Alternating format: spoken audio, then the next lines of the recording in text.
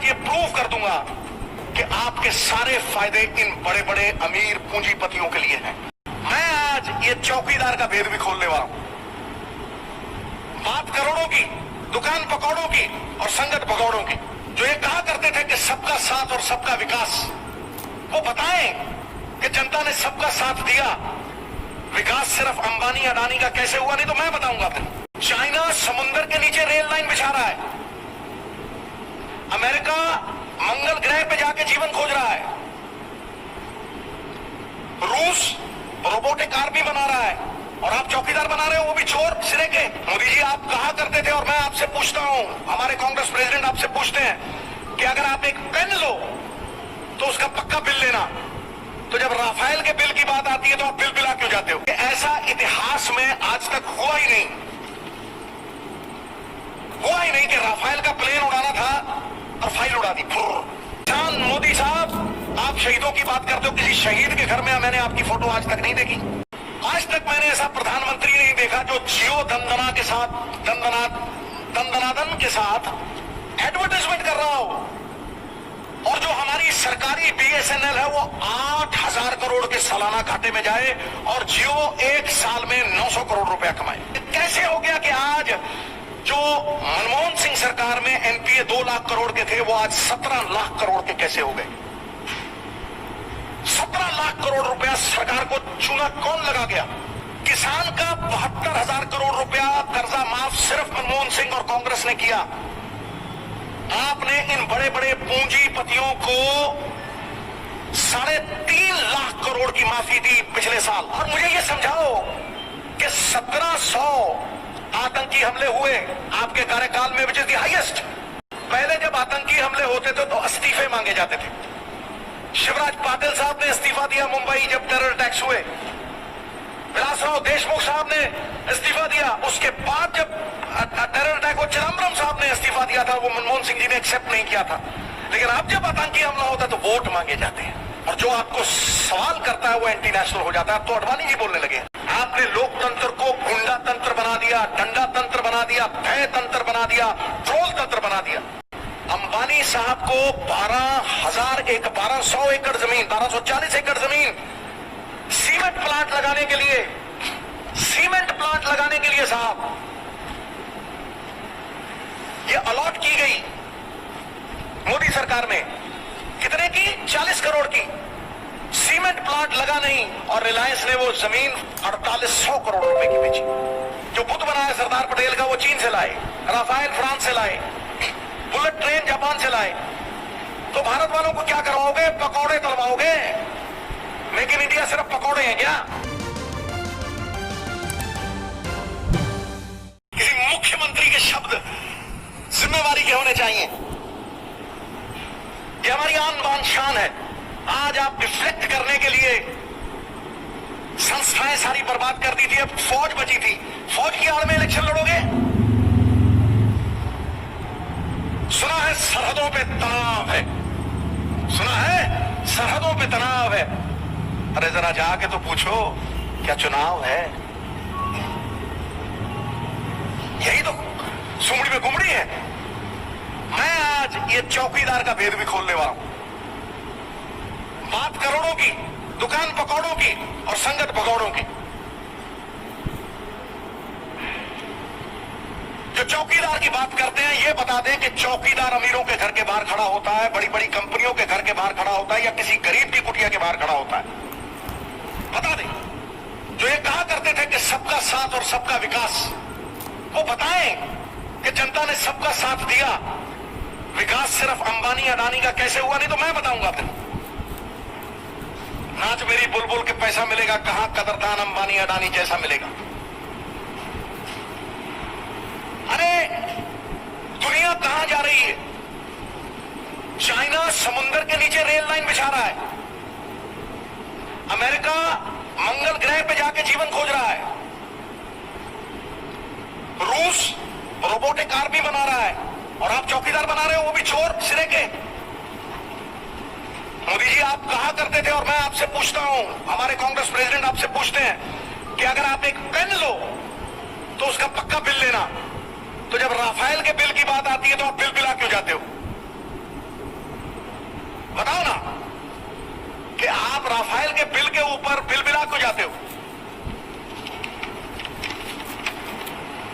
और मैं बताता हूं आपको कि ऐसा इतिहास में आज तक हुआ ही नहीं कि राफेल का प्लेन उड़ाना था और फाइल उड़ा दी। ये कभी हुआ है? कभी सुना है? कभी सुना है कि भारत की सरकार नेगोशिएशन नहीं करेगी, नेगोशिएटर नेगोशिएट नहीं करेंगे और एमओयू 7,500 करोड़ में डूबी हुई कंपनी वो जाके साइन करके आएगा? एमओयू साइन करके आएगा, 30,000 करोड़ का फायदा लेगा, उसकी डूबी हुई कंपनी का 10 रुपए का शेयर दसॉल्ट 1100 रुपए में खरीदेगा। यह इतिहास में पहली बार हुआ है जनाब कि किसी सरकार ने सुप्रीम कोर्ट में जाके झूठ बोला है। सुप्रीम कोर्ट में जाके झूठ बोला है। आज सब अखबारों में इसका चर्चा है। कांग्रेस प्रेसिडेंट बार बार कहता है कि आइए बहस करिए। सबसे बड़ा धोखा आपने यह दिया है कि 136 जहाज जो 500 करोड़ के आने थे आपने उन्हें 36 कर दिया। आप खुद जाके आए वहां। किसी किसान, मोदी साहब आप शहीदों की बात करते हो, किसी शहीद के घर में मैंने आपकी फोटो आज तक नहीं देखी, कभी नहीं देखी। किधर की मौत आती है शहर की तरफ भागता है। नीरव मोदी की मौत आई तो वो डावोस में आपसे फोटो खिंचाने भागा। और मैं आज ये प्रूव कर दूंगा कि आपके सारे फायदे इन बड़े बड़े अमीर पूंजीपतियों के लिए हैं। आपने सरकारी जितनी भी सरकारी कंपनियां थी उन्हें खत्म कर दिया। और जो मैं आंकड़े आपको देने वाला हूं वो आपको हैरान कर देंगे। मैं आपको बीएसएनएल सबसे पहले बात करता हूं। आज तक मैंने ऐसा प्रधानमंत्री नहीं देखा जो जियो दंदना के साथ दंदनादन के साथ एडवर्टाइजमेंट कर रहा हो। और जो हमारी सरकारी बीएसएनएल है वो 8,000 करोड़ के सालाना घाटे में जाए और जियो एक साल में 900 करोड़ रुपया कमाए। ये मैंने आज तक नहीं देखा। यही बात खत्म नहीं होती। ONGC 1 lakh crore surplus money थी उनके पास। ओएनजीसी से रिलायंस ने केजी बेसन में टेरी पाइप करके 11,000 करोड़ रुपए का तेल चुराया। शाह कमेटी बनी, सुप्रीम कोर्ट ने फैसला सुनाया कि आप 11,000 करोड़ रुपए ओएनजीसी के वापस कीजिए। आज तक वो पैसे वापस नहीं आए। क्यों? अरे मोदी साहब ये पक्षपात क्यों? किसान अगर 5 लाख रुपए का कोई कर्जा लेता है, 5 लाख का कर्जा लेता था, आप उससे ब्लैंक चेक लेते हो, ब्लैंक चेक। फिर अगर वो 5,000 की पेमेंट डिफॉल्ट करता है उसका नाम कोऑपरेटिव बैंक के ऊपर लगाया जाता है, बुनियादी गिराई जाती है, उसे जेल में ठोका जाता है।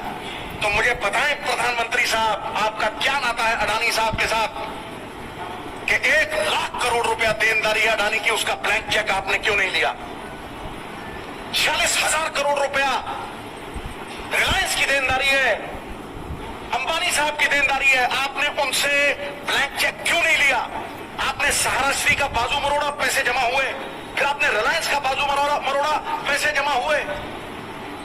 आपने थोड़ी सी घुरी की तो फट करके ये बड़े बड़े पूंजीपति पैसे जमा कराते हैं। तो ये कैसे हो गया कि आज जो मनमोहन सिंह सरकार में एनपीए 2 लाख करोड़ के थे वो आज 17 लाख करोड़ के कैसे हो गए? 17 लाख करोड़ रुपया सरकार को चूना कौन लगा गया? क्या आप उनके खिलाफ कार्रवाई की आपने? किसान का 72,000 करोड़ रुपया कर्जा माफ सिर्फ मनमोहन सिंह और कांग्रेस ने किया। आपने इन बड़े बड़े पूंजीपतियों को 3.5 लाख करोड़ की माफी दी पिछले साल, 3.5 लाख करोड़ की 4 साल में। और अगर टोटल एनपीए देखें और सारे सरकारी बैंक हैं, 5% प्राइवेट बैंक है, सब सरकारी बैंक पॉलिटिशियनों की मिली भुगत के साथ 17 लाख करोड़ रुपए का चूना लग रहा है। आपने कभी वो पैसा वापस लाया? अब मैं आता हूं किसान के ऊपर।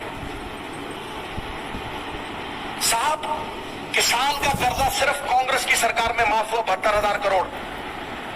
आपने कहा किसान की इनकम डबल कर देंगे, क्या डबल हुई? मैं आपको एक हैरान करने वाला फिगर देता हूं। 1970 में एक क्विंटल की कीमत जो थी 70 रुपए थी, और एक सरकारी कर्मचारी की तनख्वाह 90 रुपए थी। उसकी तनख्वाह 400 गुना बढ़ गई, 500 गुना बढ़ गई, लेकिन किसान की एमएसपी सिर्फ 19 गुना बढ़ी। ये हैरान करने वाले वो है। पिछले 5 साल में 6-6 लाख करोड़ रुपए बड़े बड़े अरबपतियों को माफी दे दीजिए। आपने उनको इंसेंटिव कह दिया। किसान को अगर कुछ दिया तो सब्सिडी, उसको अंदर ठोका। आपने किया क्या है? You rate ability in man by what they finish, not by what they attempt. काबिलियत का आकलन होता है कि आपने कौन सा कार्य खत्म किया। क्या गंगा साफ कर दी? क्या 2 करोड़ नौकरियां दे दी? मैं ये 340 वादे हैं इनके, 346 वादे जो पिछली बार इन्होंने बोला था। एक मुझे मिनट दीजिए, मैं आपको सारे पढ़ के सुनाता हूं।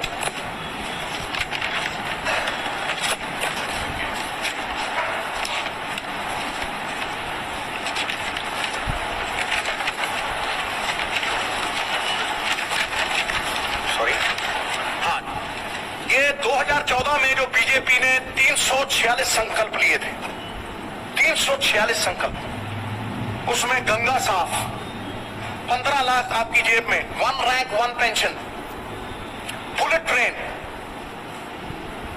स्वामीनाथन रिपोर्ट लागू की जाएगी, लोकपाल बिल, 2 करोड़ नौकरियां,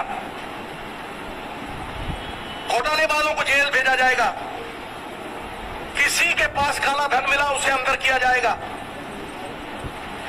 एक भी चीज आपने पूरी की हो तो जुम्मा दो, एक भी चीज। और आप नेशनल सिक्योरिटी की बात करते हो। मैं पूछना चाहता हूं, 1999 में कंधार में कौन छोड़ के आया था अजहर मसूद को? कौन छोड़ के आया था? आप बात करते हो, आप बात करते हो। और मुझे ये समझाओ कि 1700 आतंकी हमले हुए आपके कार्यकाल में, विच इज द हाईएस्ट। 8 जवान शहीद हुए थे 2010 में, आज 61 हुए हैं, हाईएस्ट। आपने क्या किया इसे कंट्रोल करने के लिए? क्या ये सिक्योरिटी इंटेलिजेंस फेलियर नहीं है कि 250 किलो आज जाके एक कॉन्वॉय में लगता है? क्या ये इंटेलिजेंस फेलियर नहीं है? उसके आगे कोई ट्रैकर नहीं था? क्या ये इंटेलिजेंस फेलियर नहीं है? डीजीपी ने कहा सीआरपीएफ के एयरलिफ्ट कर लो, सस्ता पड़ेगा, जवानों को एयरलिफ्ट कर लो। आप जब आपका कॉन्वॉय जाता है तो बवाल मच जाता है, चक्का जाम हो जाता है। 3000 जवान जब जा रहे थे, वो जवानों के लिए कोई फर्ज नहीं था। इन सवालों पे किसी ने कोई मुद्दा उठाया, लेकिन क्योंकि आपको इन मुद्दों से भागना है, इन मुद्दों से डिफ्लेक्ट करना है, इसलिए आप बात ये करते हो, छुटलाते हो। मैं आपको एक डंके की चोट पे बात कहता हूं कि पहले जब आतंकी हमले होते थे, और इसको ध्यान से सुनना, पहले जब आतंकी हमले होते थे तो इस्तीफे मांगे जाते थे। शिवराज पाटिल साहब ने इस्तीफा दिया मुंबई जब टेरर अटैक्स हुए, विलासराव देशमुख साहब ने इस्तीफा दिया। उसके बाद जब टेरर अटैक हुआ, चिदम्बरम साहब ने इस्तीफा दिया था, वो मनमोहन सिंह जी ने एक्सेप्ट नहीं किया था। लेकिन अब जब आतंकी हमला होता है तो वोट मांगे जाते हैं। भाग्य की विडंबना देखिए आप। सवाल मोदी साहब सत्ता पक्ष को होंगे, सत्ता में आप हो, और जो आपको सवाल करता है वो एंटी नेशनल हो जाता है। अब तो अडवाणी जी बोलने लगे, जो आपके साथ है तो आपका गुणगान करे, आपके साथ झूठ बोले, वही सही है। लेकिन जो आपके इन वायदों को फरोले, खोले और कहे कि इन बातों का जवाब दो, वो आपको जरा नहीं जाता। फिर उसके आप सवालों की लेजिटिमेसी को खत्म करते हो। आपने लोकतंत्र को गुंडा तंत्र बना दिया, डंडा तंत्र बना दिया, भय तंत्र बना दिया, ट्रोल तंत्र बना दिया। ट्रोल तंत्र, संस्थाएं आपने खत्म कर डाली, अपमानित कर दिया, उन्हें लाचार कर दिया, उन्हें मजबूर कर दिया। सीबीआई को रबड़ का गुड्डा बना दिया आपने। अब अपने हाथों की कठपुतली बना दिया और रॉ के भेद खोल दिया आपने, जुडिशरी चौराहे पे लाके खड़ी कर दी। कभी सुना था भारत के इतिहास में कि 4 जज आके प्रेस कॉन्फ्रेंस करें और कहें कि यहां दाल में काला है, पूरी दाल काली है? कभी सुना था ये? मैंने नहीं सुना था। एक फौज बची थी। अरे चीफ मिनिस्टर कहता है मोदी की से, फौज के कंधों से सियासी तीर चलाओगे?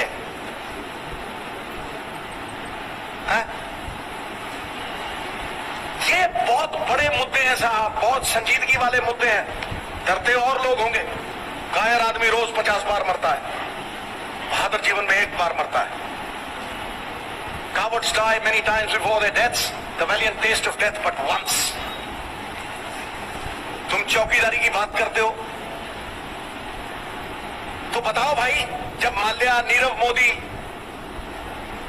ललित मोदी भागे तो ड्यूटी पे कौन था? बताओ ना, कौन सा चौकीदार था? और वो कौन सा चौकीदार था जिसके बच्चों ने वकालत की?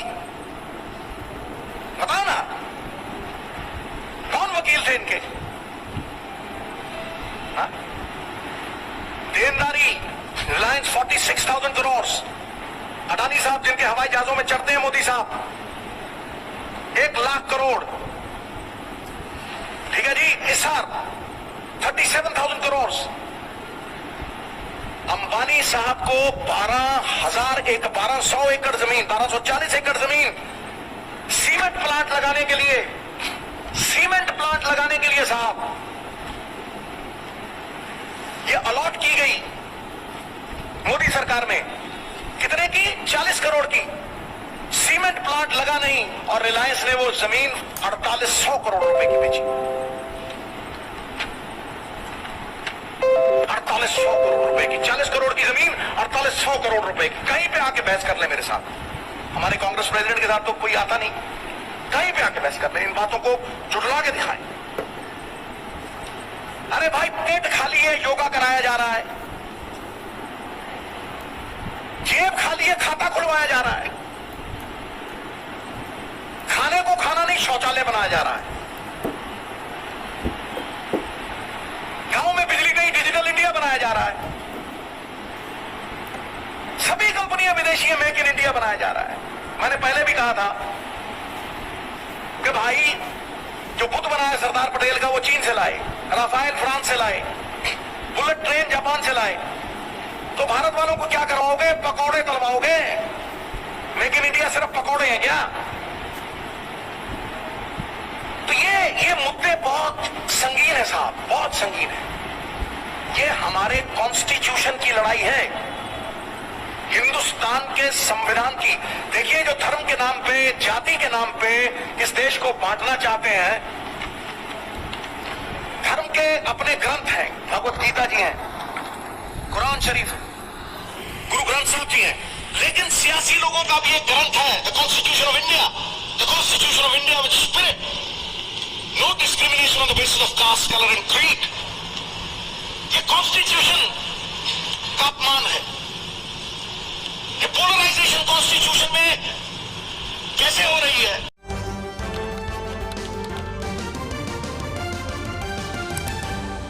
आपकी आवाज